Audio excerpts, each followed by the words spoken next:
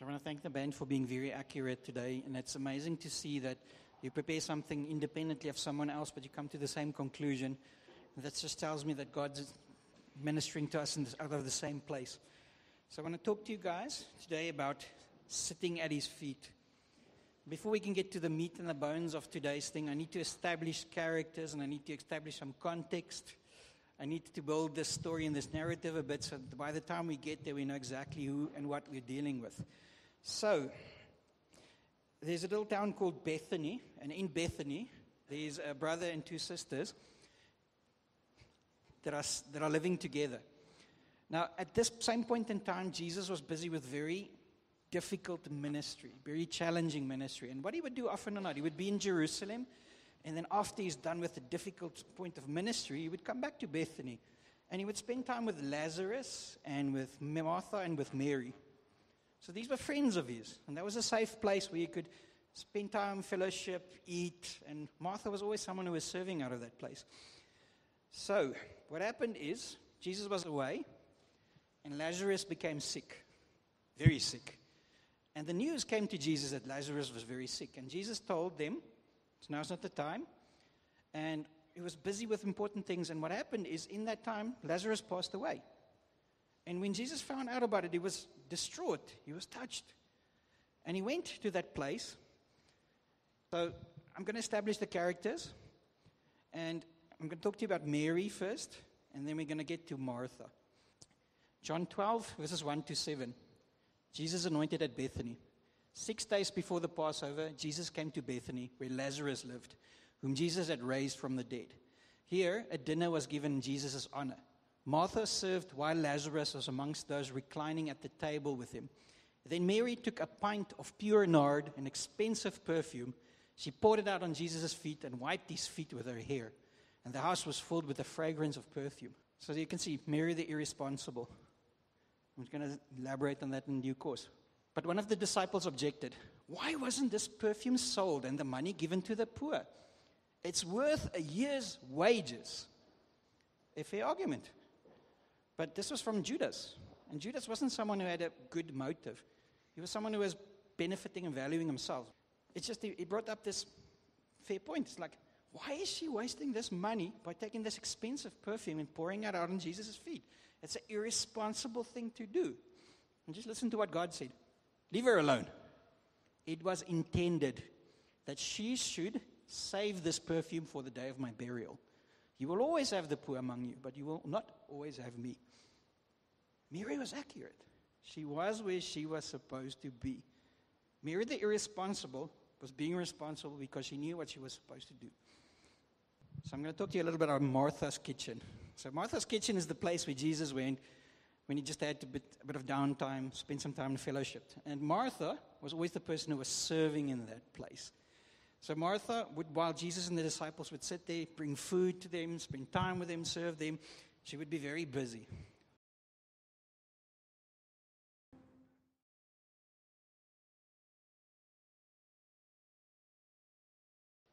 So I'm going to spend some time on this scripture because there's a lot happening here and there's a lot we need to address. Martha the responsible. Luke 10, 38 to 42. As Jesus and his disciples were on their way, he came to a village where a woman named Martha opened her home to him. She had a sister called Mary who sat at the Lord's feet listening to what he said. This is very important. But Martha was distracted by all the preparations that had to be made. She came to him and asked, Lord, don't you care that my sister has left me to do the work by myself? Tell her to help me. So Martha was taking up the responsibility. She was serving. She was taking her time, preparing the food, serving the people that were sitting there. And Mary just sitting at Jesus' feet, listening. And there's a big distinction between what happened.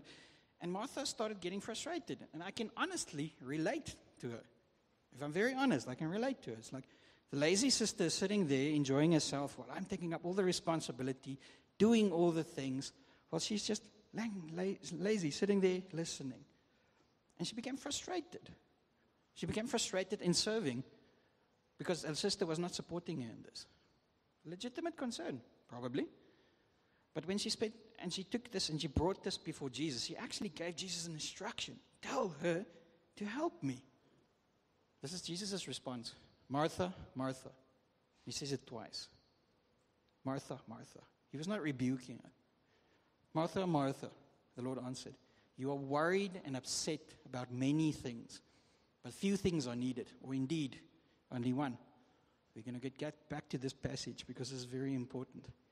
Mary has chosen what is better, and it will not be taken away from her.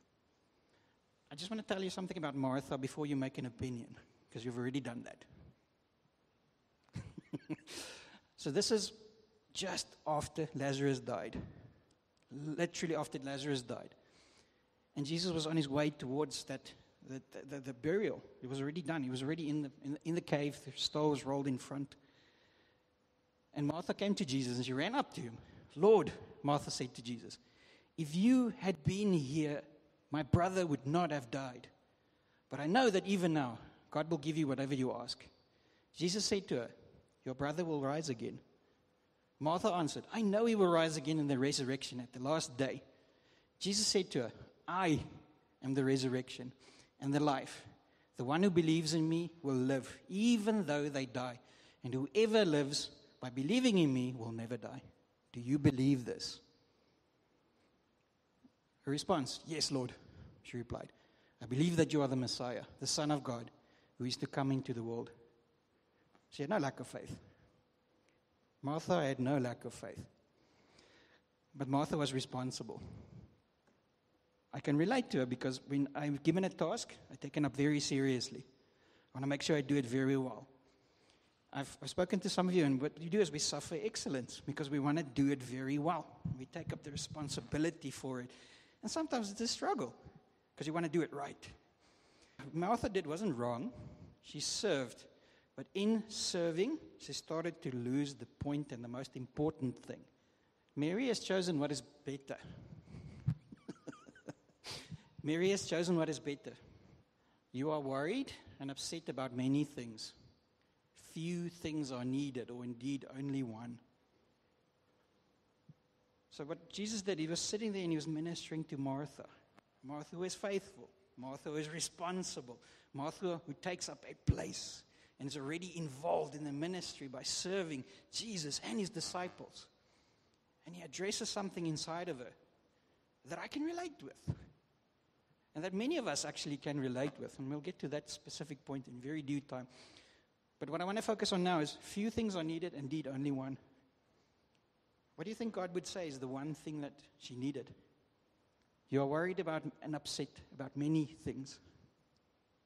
We live in a way that we take up responsibility and we think about the things that we need to deal with, the responsibilities, the work that we need to do, the budgets we need to look at. So she was busy with the things that she was busy with. Mary was sitting there listening at the feet of Jesus, listening. So what do I need? David longed for it. Mary chose it. Jesus affirmed it. So I'm going to need a volunteer. Make it 2. This is something I do need to illustrate. So would you be seated? So what we're going to do is, what I want you to do is to go into the bathroom just on the side and be busy. And what I'm going to do is I'm going to sit. And this is very important. I want you to see this because we read, but we don't make the picture in our mind. While someone is talking and I'm sitting, what am I doing?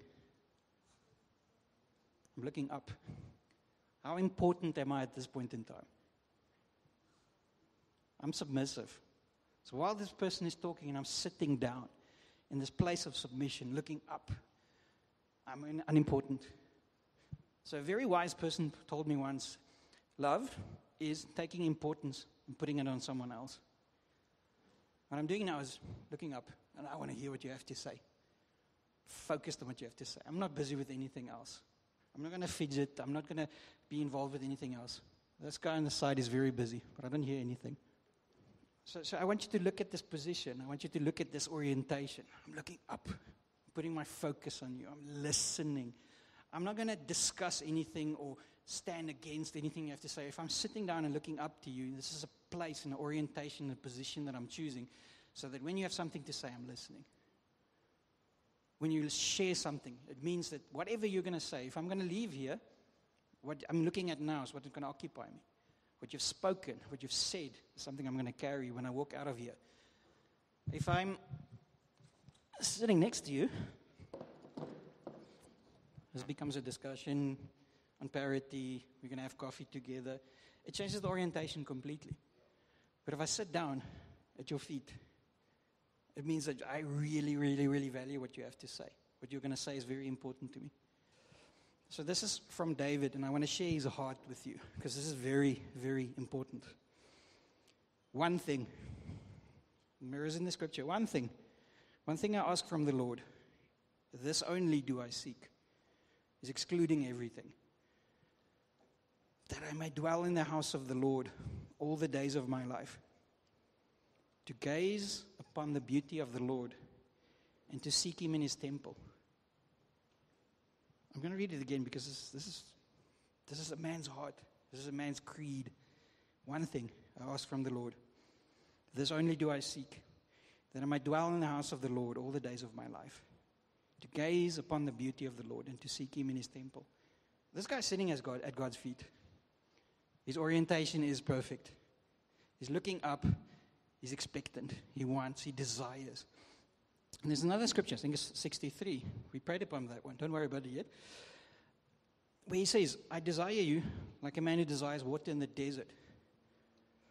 If I'm in the desert and I'm dying of thirst, and I offer you a really nice t-shirt, it's about 1,500 rands worth of t-shirt, and a glass of water, what are you going to choose? You're very close to dying. I offer you a Ferrari. It starts getting difficult, doesn't it? Or does it? David desired God in such a way that everything was a distraction to him. It's like, I don't care about it. Everything else is a distraction. Lord, one thing I ask. I ignore everything else. Like it is going to let me die if I choose it above you. I ask from the Lord this one thing, that I may dwell in the house of the Lord. This is hard. This is very important. So I will be bold to say that almost no one here that sits here that has taken up any responsibility has not suffered through any form of service. Why would you suffer through service? Why would a service to God be of any difficulty? It would be a pleasure, wouldn't it? If you look at it on paper. Because it means something. If it doesn't mean something, you're not going to suffer through it. You're just going to take up the responsibility and do what you're told. If it means something to you, like it did to David, like it did to Mary, it's going to cause you suffering. It's going to cause you difficulty because you want what God wants. So if I can just see by the raising of hand, who has prayed for someone, really prayed for someone, and nothing happened? Who has gone to someone and given them really good advice, knowing that that's going to change your life if you do what you're told, and they didn't do it? Okay, suffice to say, I can say clearly, everybody has been suffering through service. In Martha's case, she took up the responsibility. It meant something to her. Why did she serve the disciples? Because she believed in God's ministry. Was she faithful? Yes. Even when her brother died and she was heartbroken and distraught, she didn't turn against Jesus at all. She still believed. And she said, you can still ask God. She still believed. So it tells me everything I need to know about this woman. But even someone like that, who was faithful, who was serving, got to a point where she got distracted because of the responsibilities. So I want to talk to you guys about that, and I want to relate to you guys with that. And just to make sure that I'm accurate, this is not a slide, I'm just going to read some scriptures here. Even Jesus got frustrated in the service. And proof, lots of proof. I don't want an opinion here at all. I want to stand in front and I want to give you the scripture, not the opinion. So in Matthew 17, when the disciples couldn't heal a demon-possessed boy, you unbelieving and perverse generation, Jesus replied, how long shall I stay with you? How long shall I put up with you? Bring the boy here to me. That's what Jesus said. He sounds angry, frustrated. Another scripture, Mark 8, verse 17 to 18. After the miracle of feeding thousands, the disciples are worried about having no bread in the boat. Aware of their discussion, Jesus asked them, "Why are you talking about having no bread? Do you still not see or understand? Are your hearts hardened? Do you have eyes but fail to see and ears to fail to hear?" Suffice to say, Jesus was frustrated. It's like, this is rebuke. He just turned a little bit of bread and fish into a multitude. They had more than left, and then in the boat, they're like, "We don't have enough bread." So I would be annoyed. I would be frustrated. We suffer frustration in serving the kingdom. Oh, let me give you some more. Frustrated with rejection. When a Samaritan village refuses to welcome him, James and John ask if they should call fire down from heaven to destroy it. But Jesus turned and rebuked them. He's frustrated, not just with the village's rejection, but also with his disciples' eagerness to seek violent revenge. They're with Jesus all the time, busy with all the things, seeing the miracles. And still, these things happen. God is frustrated. Jesus is frustrated, definitely. So for most of us that sit here, and I want to talk to you guys about that, is we're sitting here with some frustrations. Because it means something. Because we've taken up the responsibility.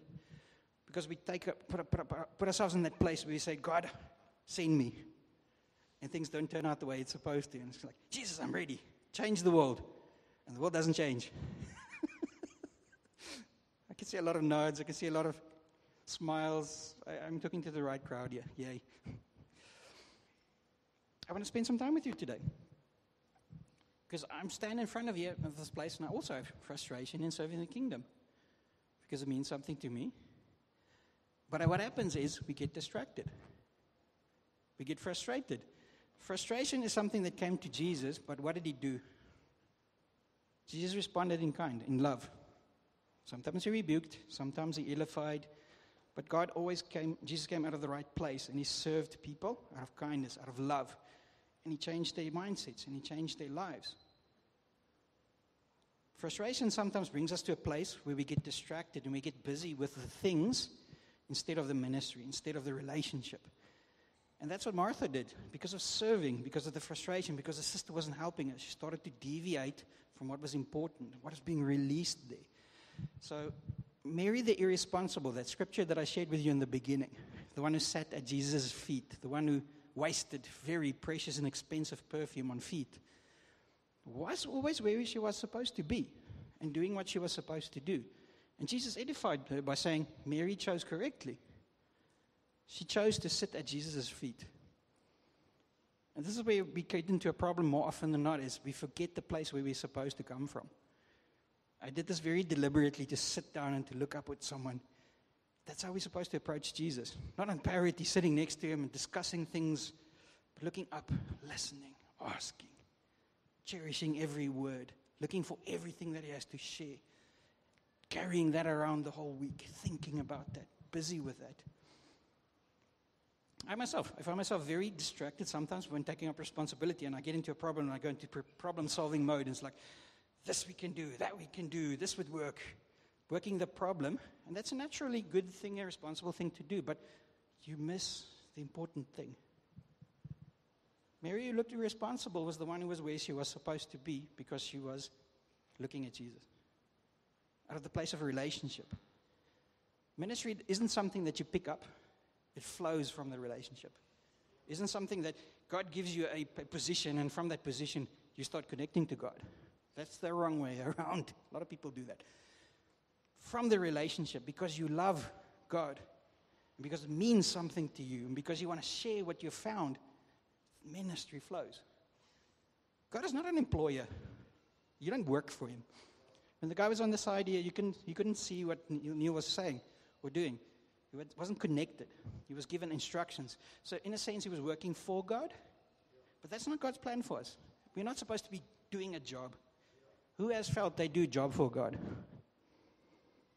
They work for him when it gets to a place of responsibility.